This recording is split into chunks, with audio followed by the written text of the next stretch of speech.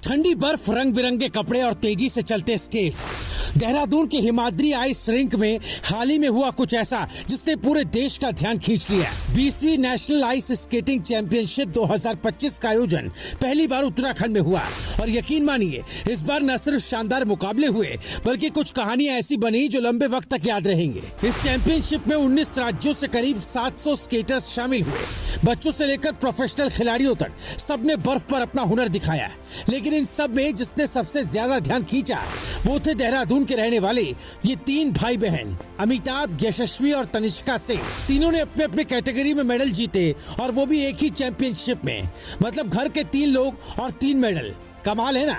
Medal तो कई लोगों ने जीते, लेकिन जब एक ही घर के 3 भाई बहन पोडियम पर नजर आए तो पूरा स्टेडियम तालियों से गूंज उठा।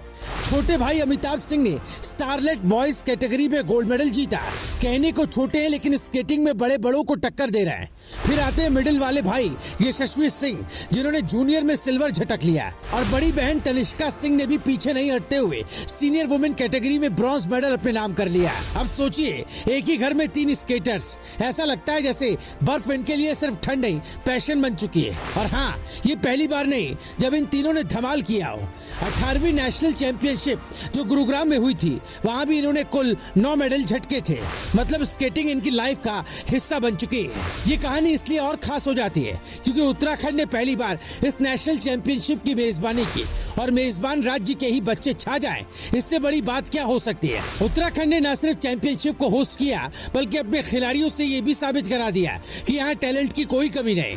कुछ साल पहले तक यहाँ स्केटिंग की ट्रेनिंग के लिए कोई बढ़िया जगह नहीं थी, लेकिन अब देहरादून का हिमाद्री आइस रिंक जैसे जैसे बना वैसे वैसे बच्चों की दिलचस्पी भी बढ़ती गई। अब स्टेट के बच्चे घर के पास ही प्रैक्टिस कर रहे हैं और नेशनल लेवल तक पहुंच रहे हैं। आज उत्तराखंड के ये 3 भाई बहन सिर्फ मेडल नहीं जीत रहे बल्कि बाकी बच्चों के लिए इंस्पिरेशन बन गए। स्कूलों में इनके बारे में बातें हो रही हैं, टीचर्स इनका नाम ले रहे हैं और कई बच्चे अब पूछ रहे हैं मम्मी स्केटिंग सीख सकते हैं। अब अगला स्टेप है इंटरनेशनल लेवल।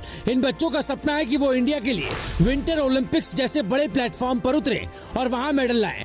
देहरादून के ये भाई बहन अब उस इतिहास का हिस्सा बन चुके हैं। तो अगली बार जब बर्फ गिरे तो बस ठंड से मत सोचिए कि इसी बर्फ से किसी की जीत की शुरुआत हो सकती है।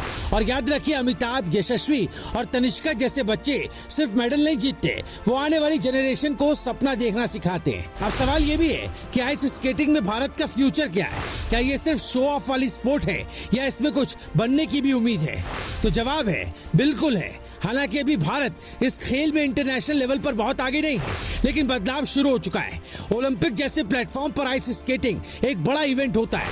फिगर स्केटिंग, स्पीड स्केटिंग और आइस डांस जैसी कैटेगरी में हर साल हजारों इंटरनेशनल एथलीट्स हिस्सा लेते हैं। भारत की बात करें तो अब तक हमारे पास बहुत ही लिमिटेड संख्या में इंटरनेशनल लेवल के स्केटर्स हैं क्योंकि इंफ्रास्ट्रक्चर, कोचिंग और प्रैक्टिस फैसिलिटीज की कमी रही।